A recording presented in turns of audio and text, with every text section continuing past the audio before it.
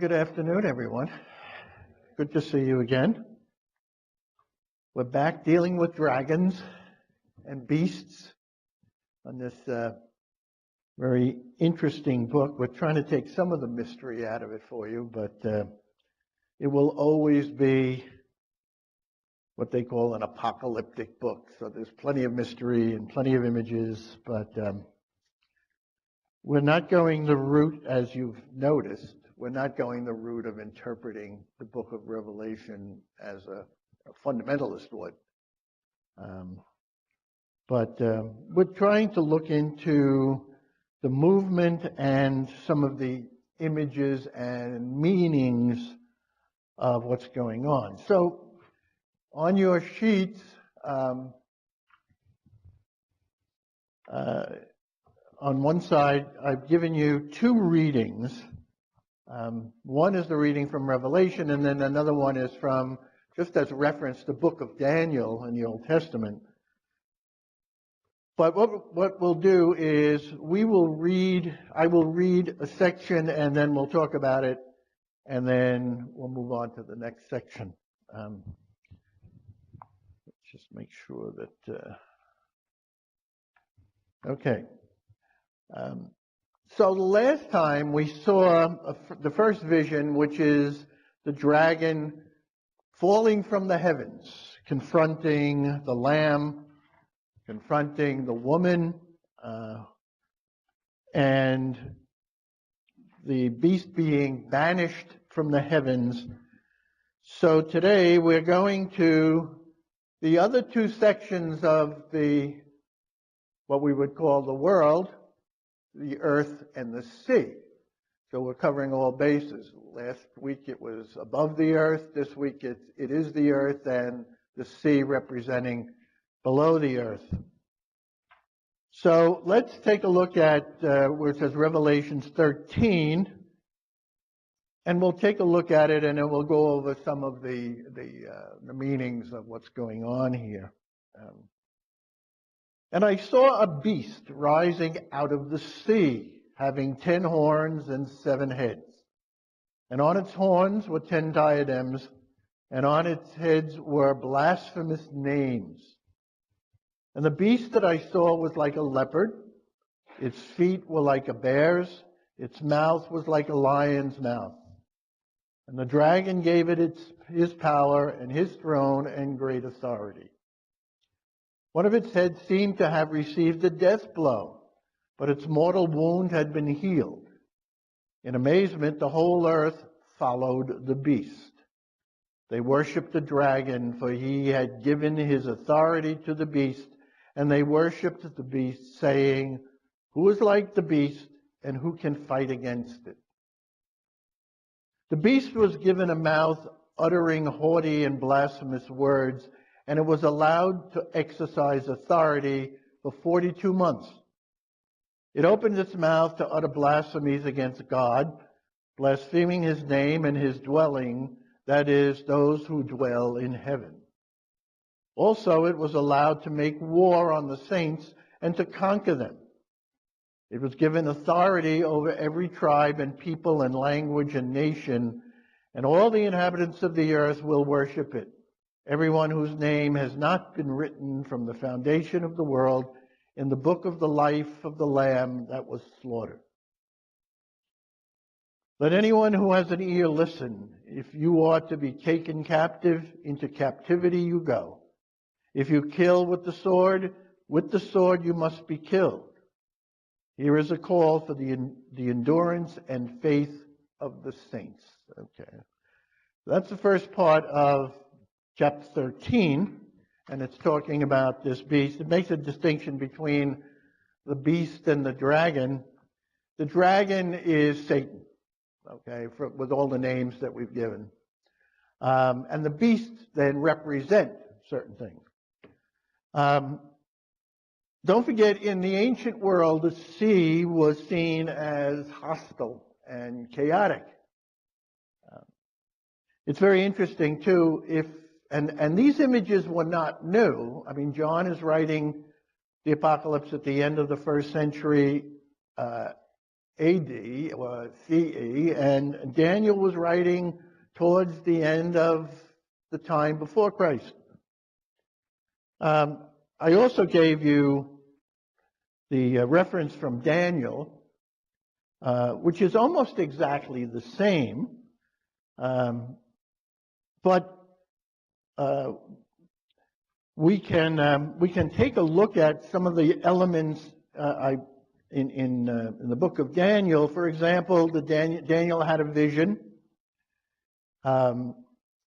He saw 4 great beasts come up out of the sea. The first was like a lion and had an eagle's wings. All right. Another beast appeared, a second one that looked like a bear. Let's see.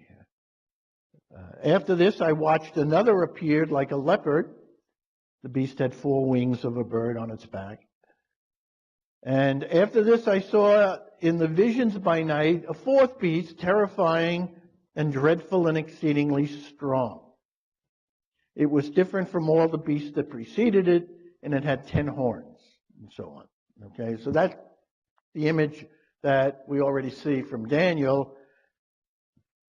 So to go on, in the book of Revelations, in Daniel, the 4th beast had 10 horns. Now, what did that represent? It actually represented the 10 kings of the Greek Empire. Okay, so that was the historical context of Daniel. He had to deal with the Greek Empire. The first 3 beasts in Daniel represent the 3 great empires of history. The winged lion was the Babylonian Empire. The bear was the Median Empire. And the leopard was the Persian Empire. So John obviously was familiar with all of these images, and it would seem obvious that for John, the 4th beast would represent Rome. Okay, because that was the empire that they were living under at that time. So John takes the image of the 4th beast and relates it to the Empire of Rome.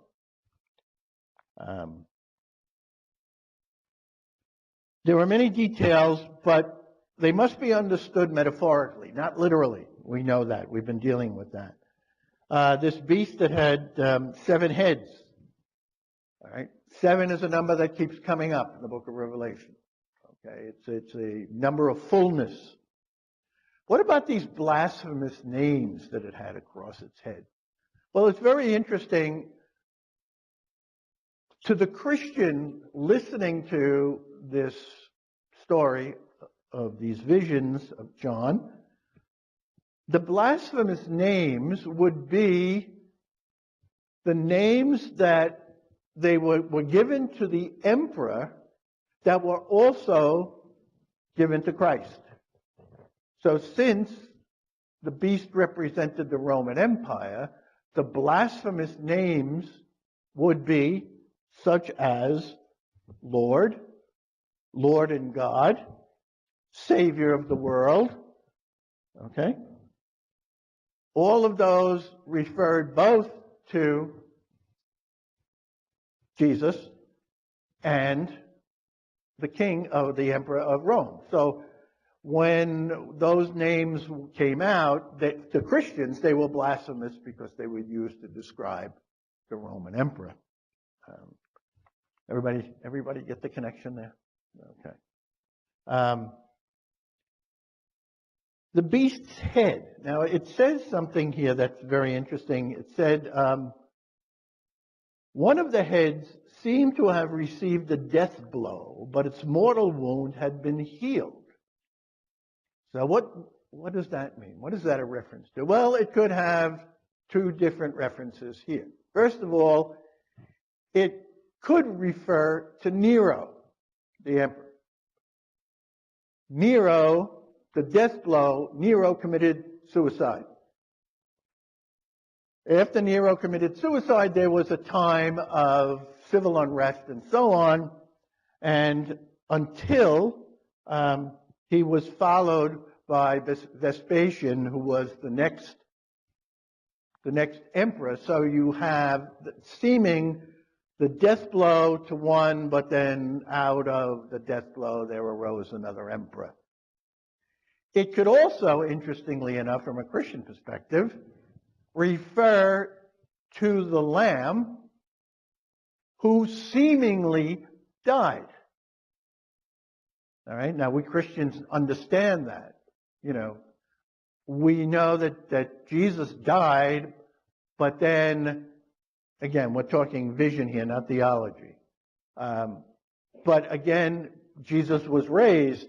So again, the mortal blow seemed to put him to death, but there seemed to be this resurrection that took place. And so it was kind of used in a paradoxical way by John. Okay. The people of the whole earth are completely enamored by the Roman Empire. They worshipped the empire. Okay. No one can stand against it, and that was the reputation that it had. They worshipped the dragon, who was Satan, one from whom the empire gets its authority. Okay, so there's constantly the interplay between the forces of evil giving its authority to Rome and to the followers of Rome, and the authority of God given to the Lamb, and the Lamb given the authority to his followers. So there's that constant interplay going on. The Lamb gets its authority from God, against whom no one can stand. So you have both of those images. No one will stand against Rome, and yet for a believer, no one can stand against the Lamb. The worship of the dragon and the beast refers to the cult of the emperor. And we know that the emperor was considered a god and therefore was worshipped. People had to offer sacrifices to the emperor in order to ensure the emperor's prosperity. Got to keep the head man in his money and rich and prosperous. And the Christians were a threat to that empire. But Rome had no power except that which was given by God. We would understand it that way. And again, like we saw before, how is that portrayed in the text? Portrayed in the text by the use of the passive voice in English. So, verse 5, the beast was given a mouth, uttering haughty and blasphemous words. And it was allowed to exercise authority for 42 months. Also, it was allowed to make a war on the saints. It was given authority over every tribe and people and nation and all the inhabitants of the earth who would worship it. So what we see, even in the language, right, the power that is given even to Rome or to evil was, nothing is outside of the authority of God. So the image that's used here is that the dragon, the beast, and so on were given those, okay, by God. Okay. Now that's so I said God is sovereign over everyone and everything. All right. And God's holy ones are being killed by the emperor. So we see that coming into play here. The timing of the suffering, he uses the time as 42 months, which is 3.5 years, which is half of 7. Again, 7 comes into play. So when you talk about 7 of anything, it's a sign of perfection. If you talk about 3.5, which is half of 7, you're talking about a limited time. So John in the vision is saying, you will suffer, but for only a short time. It will not be an eternal length of time. So he puts it in symbolic numbers like 42 months, 3.5 years. The names of the ones who worship the beast will not be considered as part of the book of the elect. Okay? And I think that's where we get our image somehow that God, when we die, will be sitting at the pearly gates with a book in his hand, checking out the pluses and the minuses. We get all of these. So many of the images that we have in popular understanding of religions come from these visions, these metaphorical visions, and they're sometimes even understood as being literal. Okay. The vision concludes with a very interesting prophecy, and that prophecy, we'll read it. Let anyone who has an ear listen. If you are to be taken captive, into captivity you go. You're not going to get away, even you believers. If you're taken into captivity, you will remain a captive.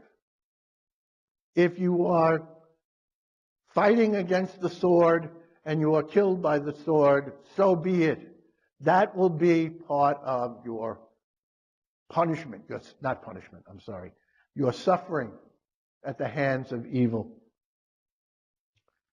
Okay. Okay, so that's where our beast from the sea has come. We'll now jump to the next beast, which comes from the earth. So let's take a look. Then I saw another beast that rose out of the earth. It had two horns like a lamb, and it spoke like a dragon. It exercises all of the authority of the first beast on its behalf, and it makes the earth and its inhabitants worship the first beast, whose mortal wound had been healed. So there's the reference again. It performs great signs, even making fire come down from heaven to earth in the sight of all. And by the signs that it is allowed to perform on behalf of the beast, it deceives the inhabitants of earth, telling them to make an image for the beast that had been wounded by the sword and yet lived. And it was, again, notice the passive voice all of a sudden. And it was allowed to give breath to the image of the beast, so that the image of the beast could even speak and cause those who would not worship the image of the beast to be killed. It also causes all, both small and great, both rich and poor, both free and slave, to be marked on the right hand or the forehead, so that no one can buy or sell who does not have the mark, that is, the name of the beast on the number of its name, or the number of its name. This calls for wisdom. Let anyone with understanding calculate the number of the beast, for it is the number of a person. Its number is 666. So we end up with that famous, almost universal number of 666 as being the representation of evil. But we'll get to that in a minute. So what do we have? We now have another beast rising from the earth. This beast is also related to the dragon. It speaks like a dragon. But notice it said it also has two horns. Now the only other image of any character we have of two horns is the lamb. All right? So let's keep that in the back of our minds. So it exercises all the authority of the first beast. So in other words, this beast takes its authority from the first beast, which received its authority from the dragon. So the dragon being Satan, and all the other beasts, one beast representing the empire. This beast will represent the emperor. Okay? If the first beast is Rome, the second is its representative, the emperor. The beast is a deceiver, and that is very clear here. And that's a very interesting concept which continues down even to today, in today's spiritual understanding of things. Okay? The idea of evil is meant to whoever or whatever represents evil is a deceiver. Okay. And the great power of evil is disguise. That evil, for most people, is usually disguised as good.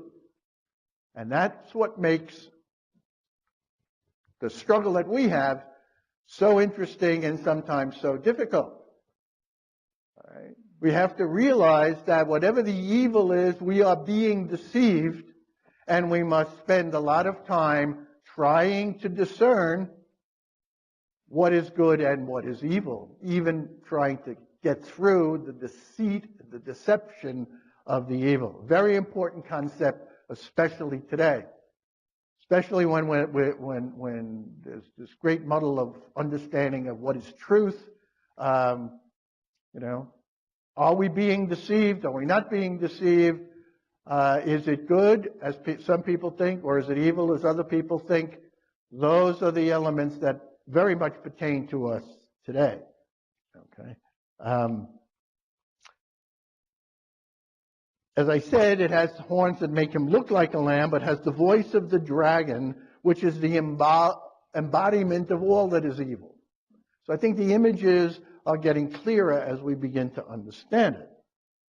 This beast works miracles like the prophets, like Elijah. Now, if you remember the story of Elijah, all right, Elijah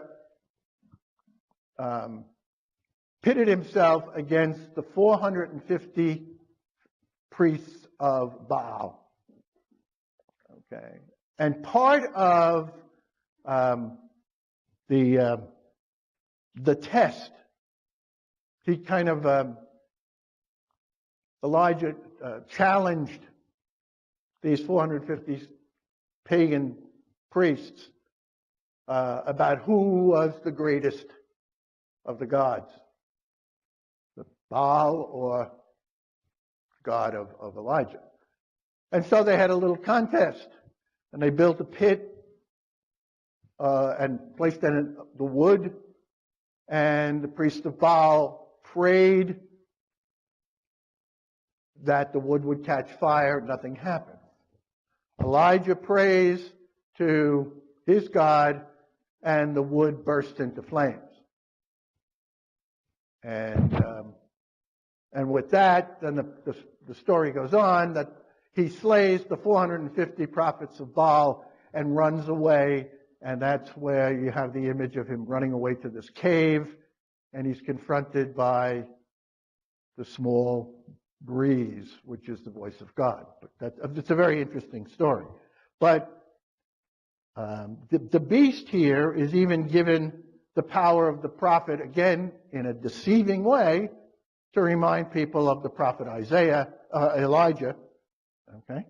So again, the deception keeps going on, and people are falling for it. All right? The people of the whole earth are completely enamored of the Roman Empire. They worship the empire. No one can stand against it. They worship the dragon from whom the empire gets its authority, the dragon being Satan. But God is the only one they should worship, and the Lamb gets its authority from God, against whom no one can stand. So we have that whole process again. So you're beginning to see the conflicts. All right? Even though apocalyptic literature is at times supposed to look to the end time, it usually takes the images of the present or the past and relate to what is going on. So, instead of looking at the end of the world, as people do when they look at the book of Revelation, try to understand that it's a way of trying to represent the Roman Empire, the destruction of the temple. Okay. But the struggle and all the imagery here, that struggle is a struggle that will go on. As some more, I guess, progressive interpreters of the scriptures would say, the Adam and Eve didn't exist, but Adam and Eve happens every day. In other words, we look at it and we say, the story of, at least some of us would look at the story and say, okay, it's true, but it's a myth, the story of creation. All right? Always, all myth, all good myth is true. It contains truth. But it's a way of explaining the unexplainable. And those truths usually are universal truths. They exist for all time. So even though the story of Adam and Eve, that they did not exist as two human beings, what happened in the garden happens every day. All right? That struggle between evil, the serpent, and God, and so on and so forth. Again, we just saw it was given using the passive voice. It was given, it was allowed, it was given authority, granted, so on and so forth. And it points out that God's holy ones are being killed by the emperor. The time of suffering, again, is, 3.5 years. But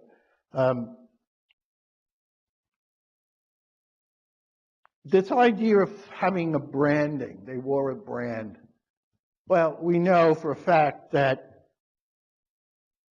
slaves were branded by their owners. It was like cattle being branded.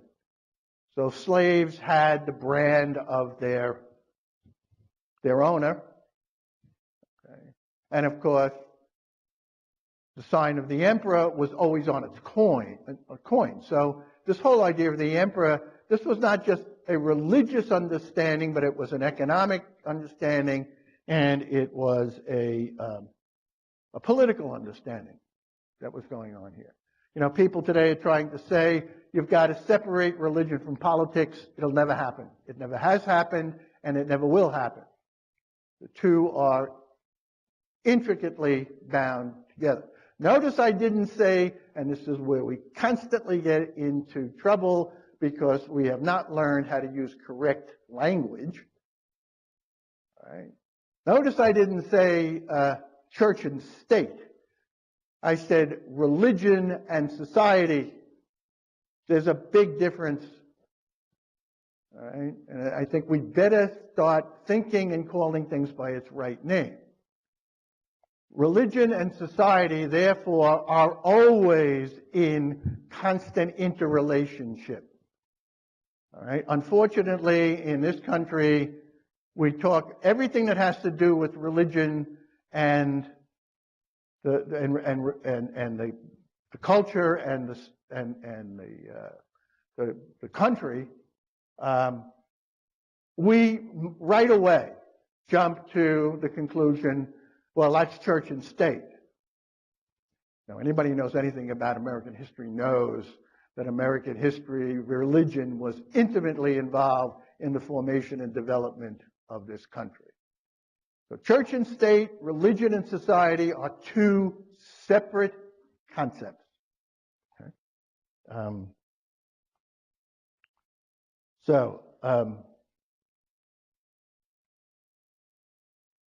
Now, finally, what is the identity of this beast? Okay. John is engaged in something that the experts call gematria. And what is that? It's a process of assigning, and we can see this, it sounds complicated, but it's not. It's a process of assigning numbers to letters of a word or a name, and using the resulting number to designate something about the holder of the name. Very confusing way of saying we assigned numbers to letters, all right, and the numbers then represent whoever we're trying to represent. Okay, does everybody get that?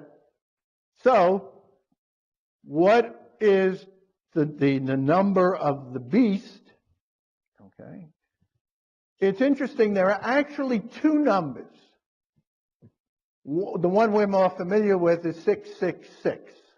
And that has a lot to do with, again, craziness of scripture interpretation, taking the Greek name, taking the Greek name for Nero, emperor, and transliterating that into Hebrew. And when you take those Greek letters translated into Hebrew numbers, it ends up with 666. If you take the Latin name for Nero, emperor, and you transpose them to the corresponding Hebrew letters, you end up with the number 616. So in some manuscripts, the number of the beast is 616, but the common way we designate the beast was with the number 666. What is 6? 6 is one less than perfection. Okay. And if 3 is a number of fullness, 3 sixes is the fullness of imperfection or evil. 7 would be the number of perfection. Does everybody see that? From a symbolic point of view, 6 is imperfect. 3 times 6 is the fullness of imperfection or evil. That's how we get the number 666. So, we've taken you through the symbolism of 2 more beasts. And again, there's much more imagery here that we can talk about later, but so ends this series of revelations of visions of beasts. We've got more coming on later on in the further chapters. And where are we all going? We're all going to the New Jerusalem. We're not going to hell. No. We may seem that way, but the book of Revelation is going to end up in the New Jerusalem. So it's a message of hope, a message of consolation, even though it demands suffering and persecution. Thank you. Amen. You want to hear the Jewish side of this? So forget anything he said. So I'll start actually where Don left off, where he ended with the numerology, or how did you call it? The numerology. Gematria. Gematria. Gematria. Right. Gematria. So gematria is somehow in Aramaic. It means that you learn the numbers. The interesting thing about numbers and letters in Hebrew is that they come from the same root. Originally, Hebrew didn't have numbers, the signs. It was all written numbers, written letters. So for exactly the same reason we have months, our months and days of the week are numbered. First, second, third. They don't have their names. And then because of that, they also are assigned numerical values. The letters are assigned numerical values. One interesting fact about the language too is that the word for numbers, mispar, and the word for story, sipur, come from the same root. It's really the same word, mispar and sipur, which means that numbers tell stories and vice versa. So that's why it's very strong connection in Hebrew. And then, of course, theology comes into it, that there are people who are experts in reading the text and knowing immediately how to assign it the right numerical value that will mean something. Okay, flipping back and forth between letters and numbers. The calculation is not the problem, because each letter has an assigned numerical value, but it's the combination and then flipping letters with numbers that we will look at now. That is the attraction. And I don't know this phenomenon in any other language. That numbers, that letters are assigned numerical values, and they are, there's theology in it. I'll give you one example that is very easy and pertaining to what we're going to talk about today. The word for Messiah is Mashiach. It has 4 letters, Mem, Shin, Yud, and Chet. Okay, doesn't matter. The word for Nachash, for the serpent, or the primordial serpent, that monster, the chaos monster, that's Nachash. Nun, Chet, Shin. The 4 letters of Mashiach, Messiah, and the 3 letters of Nachash, of serpent, have the same numerical value if you add them all. Because 1 letter of the serpent is like 2 letters of the Mashiach, Mem and Yud, equals 1 Nun. Okay? Which means now, theologically, what does that mean? That the letters, the numerical value of the Messiah and the numerical value of the serpent are equal. What does that mean? It means they're equal somehow. And they're forces that battle each other, and the reason they keep battling each other is because they're equal. They have equal power somehow. In a different organized way, but they have the same power. And this is very important, and it really is pertaining to also what we're doing today. So a teaching like this comes from Hebrew that doesn't come from any other language, that you can derive from the words their numerical value and then have an explanation that because the numerical value is equal, they're somehow equal. Okay, that's the numerology in the Torah. Now, what is 666? 666 is the almost a incompletion in a loop. Incompletion in a loop. 7 is the number of completion, the creation. God created the world in 6 days and rested on the 7th and made it 7 as a complete. If you don't have the 7th, it's incomplete. And 7 is the number that the difference between 6 and 7 is exactly the number of 6 days of work and then the 1 day of rest. And this is exactly the value and the story here.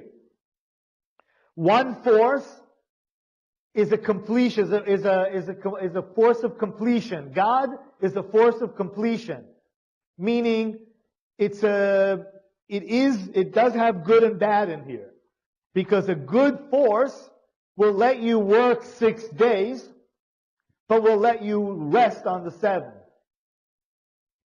to reflect on what you did.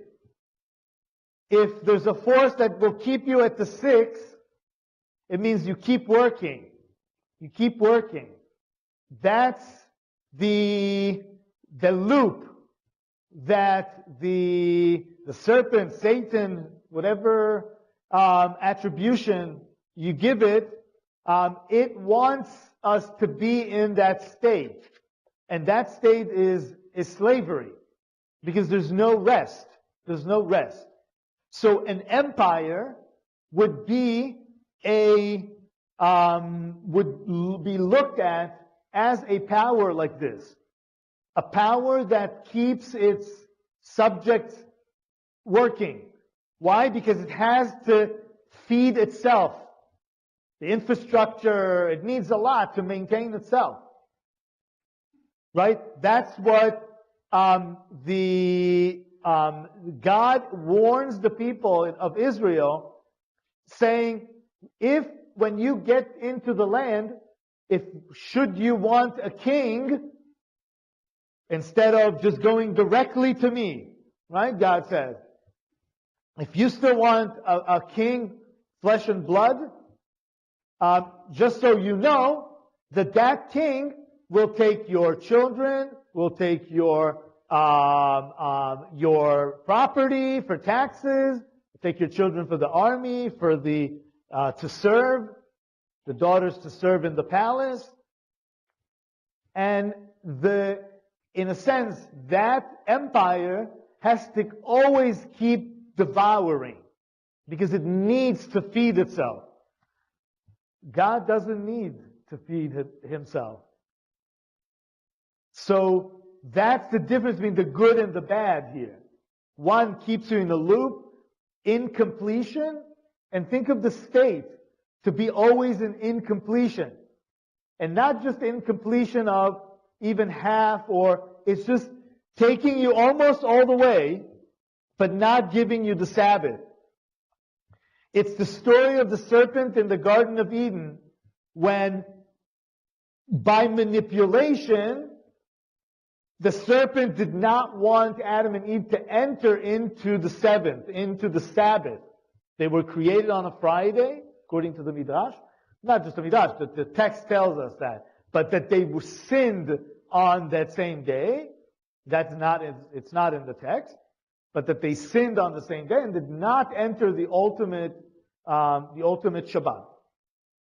So this is the battle that is going on from the Garden of Eden already, right? So it's creation to redemption, creation, revelation, however you want to look at it. What do you need now in order to battle this? This is always the battle of David and Goliath.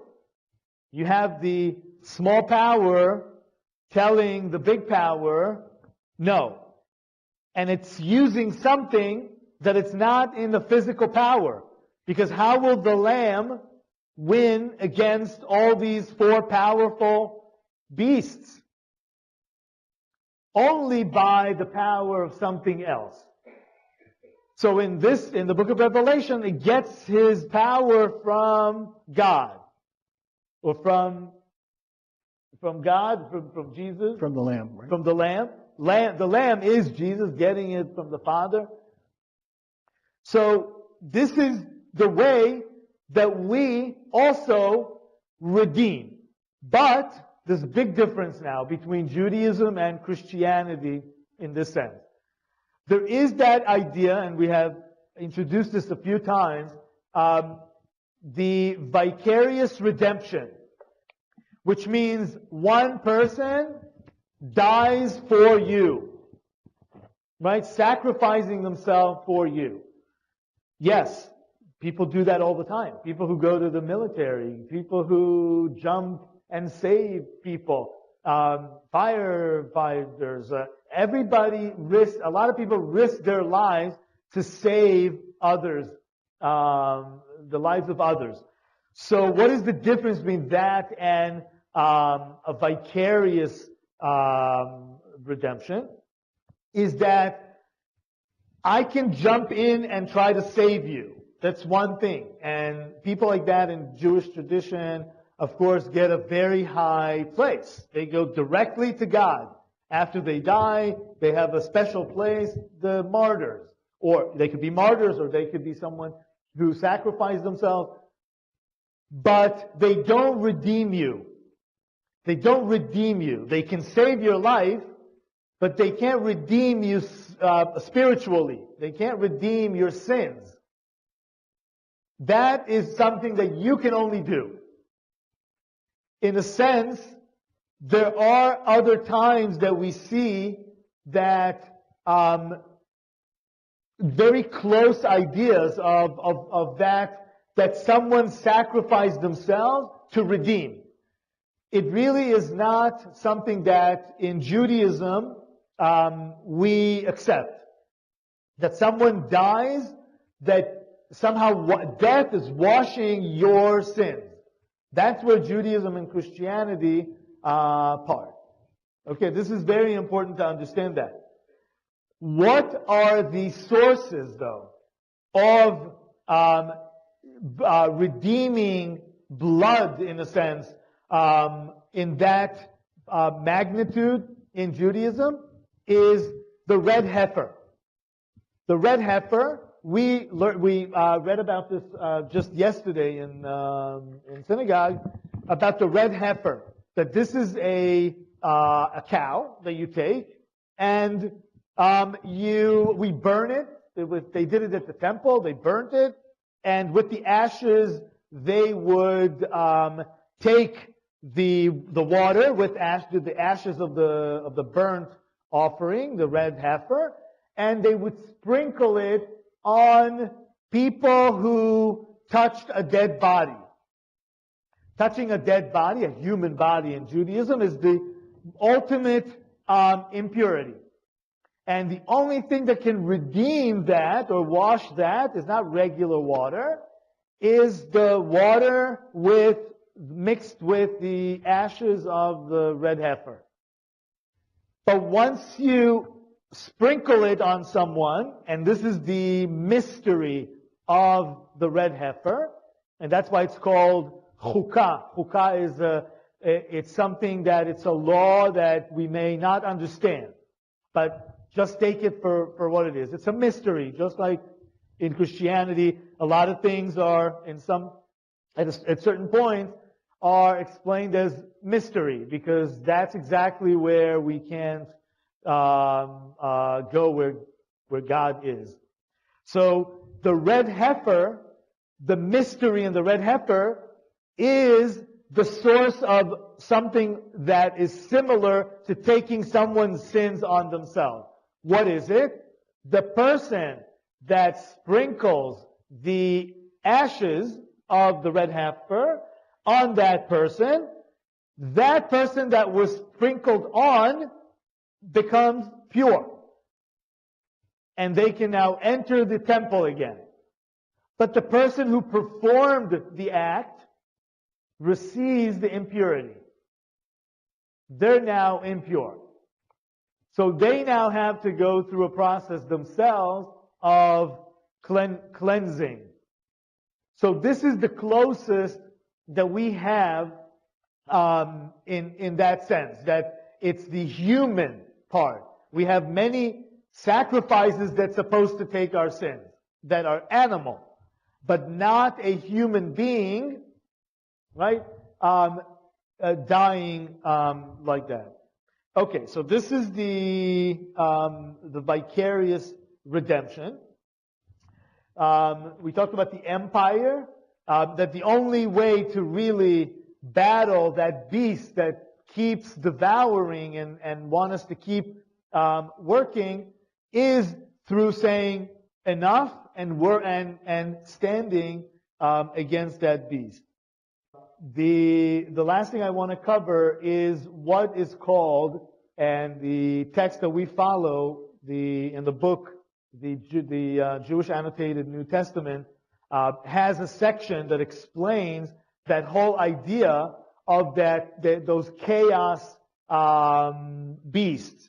It's almost like a genre that is the same idea repeating itself from the primordial serpent in the Garden of Eden and going forth. What they all say is that the chaos was before the creation. Right? Before God created the world, there was chaos. So these beasts that we're talking about are from that period of the chaos. And in a sense, they always try to keep battling God's order. Right? God created the world in an order after the chaos, out of the chaos. And God, in a sense, gives room in His order to these beasts, because He creates them. These beasts are the first to be created. They're what we translate as alligators, but tanin. The tanin was those earlier monsters or sea monsters that captures that idea of that chaos, because they come from the water. The water is the chaos. The water is where it's not stable. Earth represents the stability, and through the creation order, God reveals earth, reveals stability, reveals order. But these primordial monsters, chaos monsters, beasts, keep coming as different kingdoms, to destroy God's world. And at the end of days, there will have to be this battle of saying to the beast, basically, stop. And the way to kill the beasts, that is 666, right? It's a chaos. It's never resting. The way to kill it, the way to battle it, is, if it keeps going, what do we have to do? If it keeps going, we have to keep going? No, we have to stop. We have to stop. We have to rest. Shabbat, 7, is the way to battle it. But it's a constant battle, because even if there's a 7th day, we're not always rested in ourselves. We're not always keeping the spirit of the Sabbath, because these chaos beasts are still somehow chasing us from the 6 days of work, right? We should always keep them outside in that 7th day and then deal with them for the rest of the 6 days. I'll just end by saying that God plays with these monsters.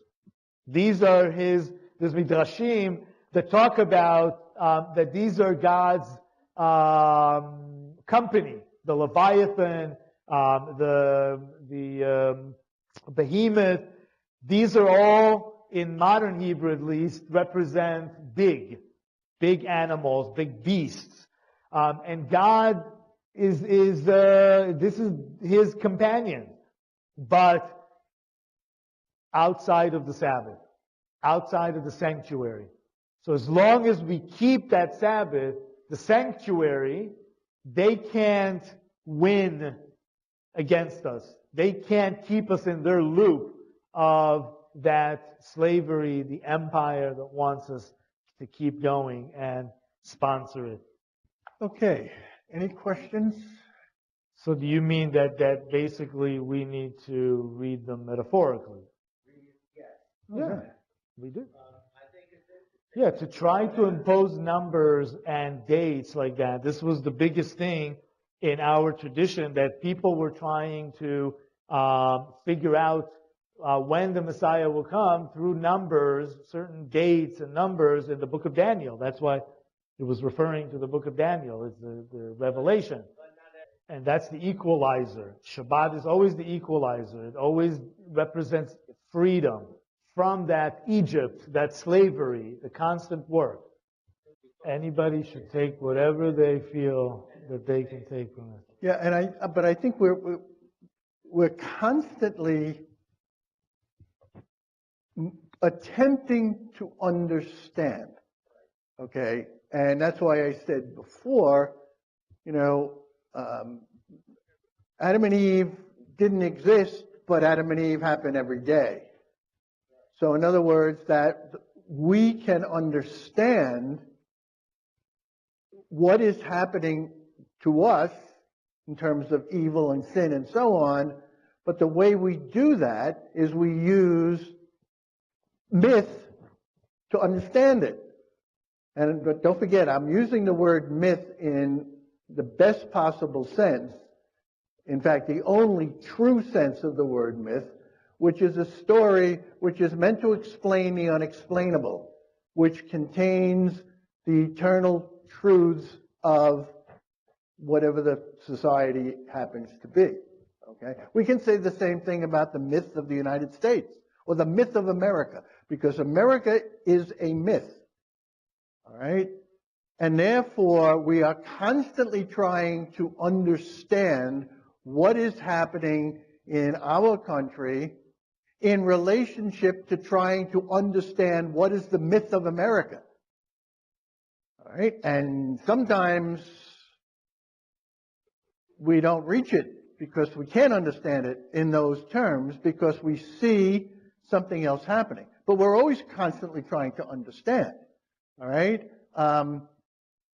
You know, we throw the term America around, and no matter who you are, as if it was, you know, let's just put it this way. The term America is a myth. Okay? It's the ideal. It's what we are looking to understand what we're going through or should be going through in the United States. Now, there's a difference between the United States, which is the reality, and America, which is the myth. Okay? So, what we have here is these people are being called, and you say these are the people who understood all of this. These are the people who are being called to understand in this mythological, midrashic, apocalyptic way as to not only what's happening and giving them an explanation, all right, but also warning them you're going to suffer, but the suffering is also going to be limited. All right, so it is for us today. And I think we can also make the distinction of, and it strikes me that what we tend to deal with even today are the people who are thinking, asking questions, and versus people who are extremely superficial and will accept anything they hear. Okay? Yeah, so what we're attempting to do, I mean, as we, as believers, let's say, read the scriptures, we are trying to attune ourselves to what is the truth by going deeper and deeper and deeper. From a Christian point of view, truth is not a proposition, truth is a person. So for a Christian to read the scriptures is to try to understand, or as Paul would say, to put on the mind of Christ. The actions that rise out of that are the truth. So, but we have to go deeper into that. That's why there are so many of us who do not take the scriptures literally. All right? If you take the scriptures literally, it's another form of idolatry. All right? You're worshiping the word. Okay? So, again, it depends on what we're trying to understand and how we're trying to understand. So, I mean, again, this is not unusual, but it is a different form.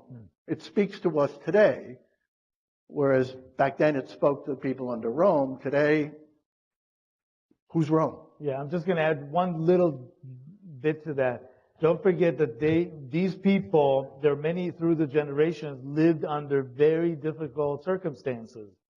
And they wanted the Messiah to come, to return, whatever, to just be redeemed already. So they kept calculating. It's almost, for me, it's the same as gambling. It's people who actually don't have a lot of money tend to gamble more because of the hope that here I'm going to be redeemed now, I'm going to have money. Terrible when you look at the buses that go to Atlantic City. I've done it once in my life. I did not want to do it again. I mean, people, it's terrible. Their paychecks, they just got their paycheck. They have no teeth. Only bring what you can afford to lose. But they go and they spend their money on this hope, doing these numerical calculations and this. It's like idol worshiping. It's numbers in the sky. The people who do that are not the mainstream people. The mainstream doesn't do it because you can't predict. You can't predict. You can then look afterward and say, oh, that was the pattern with the 10 horns and the 7 heads, and now I see it. But ahead of time, you can't see God's face and live. You can't see the future. You can see God's back, like Moses, right, was permitted to see the back, to see God's print in history, but you can't predict it. So but people did it all the time. So I of course I don't take it and try to calculate when the Messiah will come or return. But what I do with it is use it as a midrash, as a teaching. What can it teach me? And last time when we went over chapter 12, we learned that it's about the persistence, right? It's dark, but if you hold on, it'll pass and redemption will come. These monsters, and through the numerology, at least in the Jewish tradition, it tells us, don't be afraid of that big monster, because the Messiah has the same power as that monster, right? The same numerical value. David has the same power as Goliath. Goliath is the representation of the empire, the monster. David, of course, the Messiah, the house of David. One stone and it collapsed. So that's the message here. That in the face of these monsters, know that it's not about them being big and scary, and they fall too. At the end of the day, if you're connected to the real source, even a lamb's head can be the head. Well, first of all, I think whenever I hear something like that coming from a politician, my first question would be, what God are you talking about? Because I think that in this country we have, and this is not meant as a put down, I'm trying to kind of state it as I understand it. We have grown up in this country with a Calvinistic idea of God. A God who punishes, that the way you know you're being saved is because you are pious, because you are wealthy, and so on and so forth. We use God as a puppeteer. So often we think of God moving the strings and therefore in total control, which leaves out our freedom. Okay? So when you say the power has been given by the people in this country, not by God. Okay, that's one of the things that we stand on very strongly. That the government has its power from the people, not from God. That would be a theocracy. That would be living in certain Muslim lands, for example, that are looking for living in a theocracy. So, I practically throw up every time I hear a politician talking about God. All right? Because I ask myself immediately, who's God? Are you talking about the God that we grew up with in a Calvinistic mentality in this country? Or are you living according to a God that you have reflected upon and gone deeper and deeper and deeper? My God doesn't punish. My God is love. But there are people who say that God punishes. Okay? You can't. It's oil and water. So first of all, I would say, be careful when you hear these people talk about God, because half of them don't know what they're talking about. And secondly, we have to remember that the power the government has comes from us. Okay, and that to me would be the ultimate answer. You know, Yeah. of I'm gonna just add to what Don said. The way we see government in Jewish theology is the lesser evil. It's not a good thing. We don't see government, if I look at government as the king, right? The political arm. Because we had the high priest in the temple. It's really a temple-centric religion or way of life. Judaism at the core of it. It's a temple-centric. It's not a government-centric. So that's why we introduced this whole conversation between God and the people of Israel, saying when Moses tells them, when you go into the land, just so you know that if you decide to one day have a king, know that it's going to cost you a lot. You don't have to have a king. I'm your king. That's exactly the point of getting out of Egypt, having a flesh and blood king that is narrow in its views, and a king of kings who can give you infinite. Right? So that's the difference. So if you get a government, just so you know, it may bring you back to Egypt. And that's what they said. That's what he says. He said, do not make sure that the king does not have a lot of wives, not too many horses, because the too many horses will drive him back to Egypt. And Egypt means power, right? Government, big. I am now controlling. I'm not serving you. I'm working for myself. That's where Israel always is, on that line of not turning it into, I'm now in charge. No, the government works for the unity of the tribes. Just like in America, the United States of America is what it is. Some people want to make it one state, basically, you know, but they always battle against people who want to keep the identity of the states. The government really should serve the union, not tell the states. I'm not saying this is what I believe necessarily, but ideally, in the United States of America, the idea is that the states will be united and the government will be in charge of the union, not for everything. Whatever you're united with, army, with other things, yes, you need the government. Same thing like the United Tribes of Israel. It's exactly the same. They're united around the temple, around the tent of meeting, around God, not around a king, flesh and blood. And once the kingdoms began, or the kingship in Israel began, it was constant battle between the king and the priest. Because the priest then thought, oh, now we're in charge. And the government said, no, we're in charge.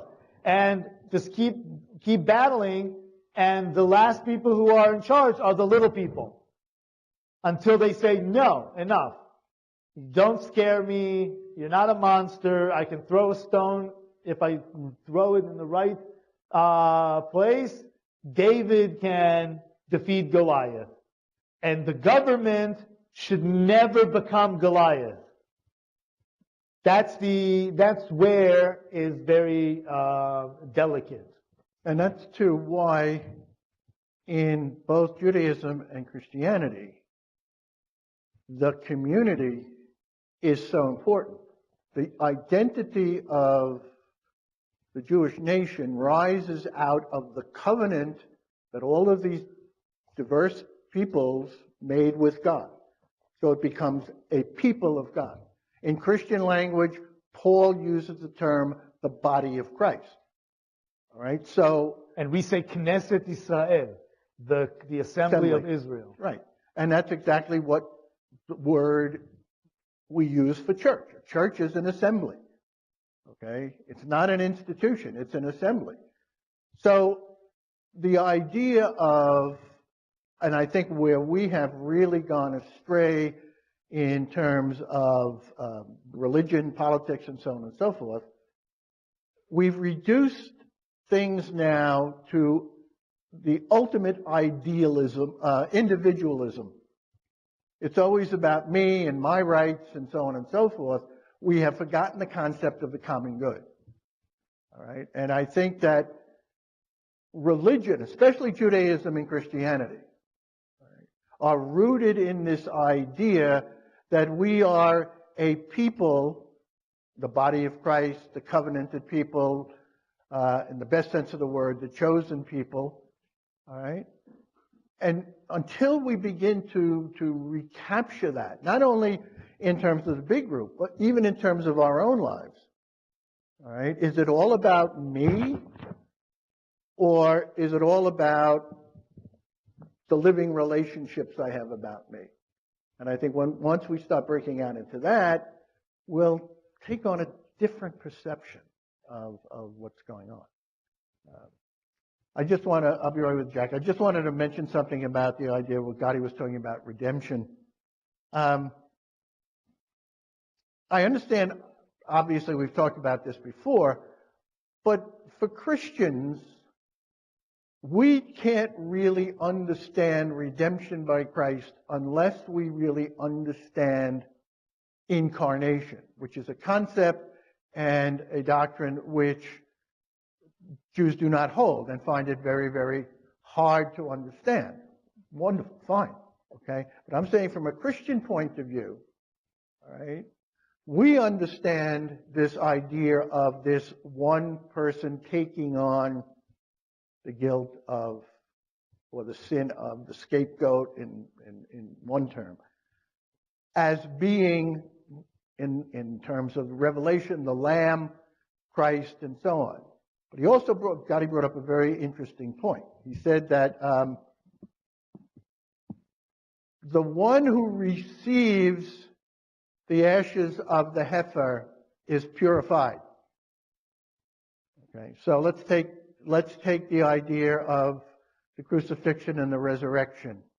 All right, we receive the ashes of the heifer through Christ's death. Okay. But then he said that the person who, if you will, gave those ashes, right, takes on the impurity. And what I would add to that from a Christian perspective, okay, what Jesus does, yes, he receives the toxicity of the sin, but what makes that ultimately into an evil would be the giving it back, returning it tit for tat. All right? And what Christ does on the cross and the resurrection, he takes on the toxicity of sin. All right? So we we become pure, redeemed. But Jesus remains pure because he doesn't take that impurity and bring it into sin by giving it back and saying, now it's your turn. You know, it's an interesting theological concept, but of course, all it has to do too is the Christian belief that Jesus is the Son of God, which is where obviously the two of us differ. So, I mean, there are ways of understanding it, but the underlying imagery is pretty much the same.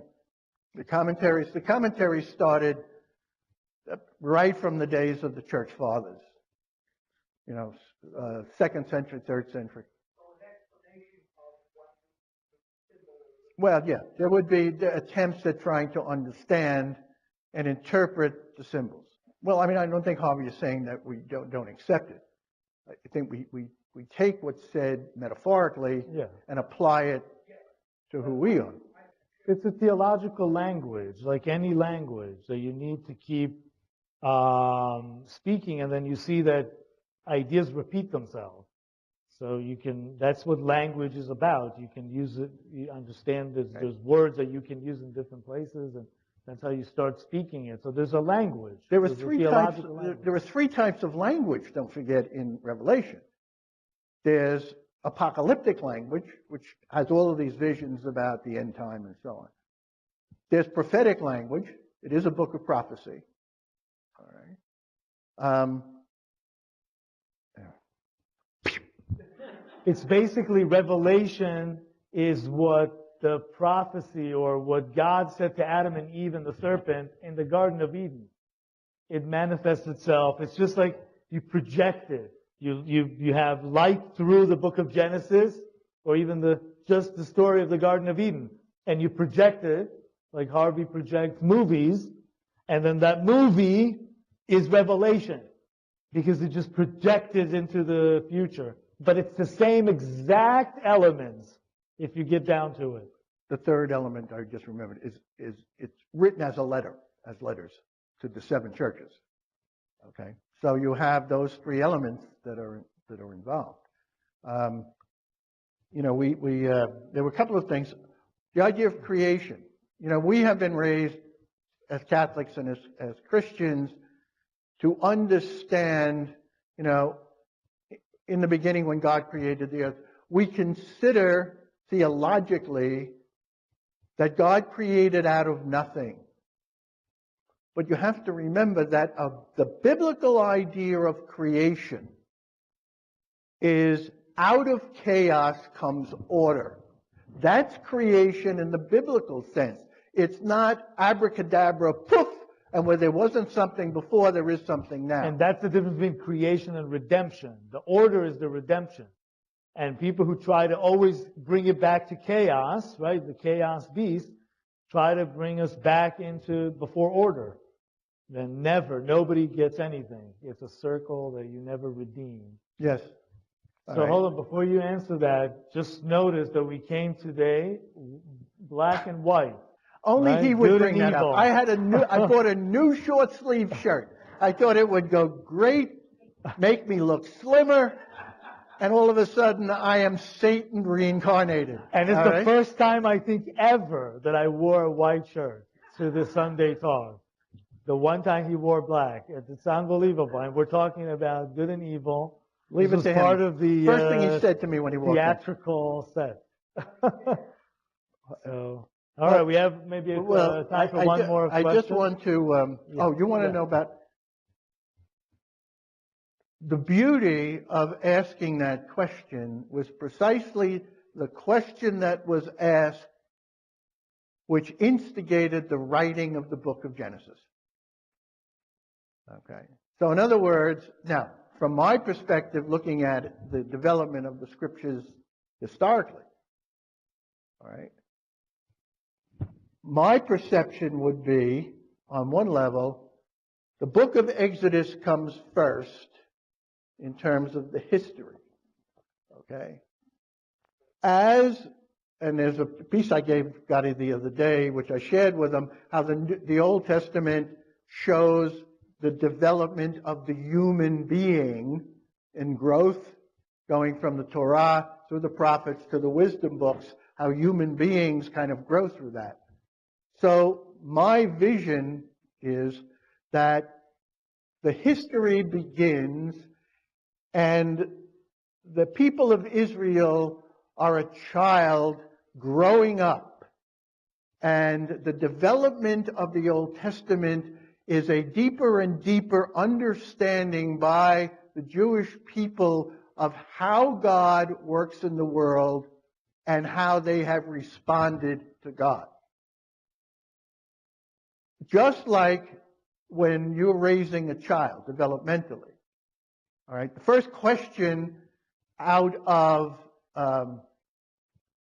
the child's mouth is not, where did I come from? That is a developmental question.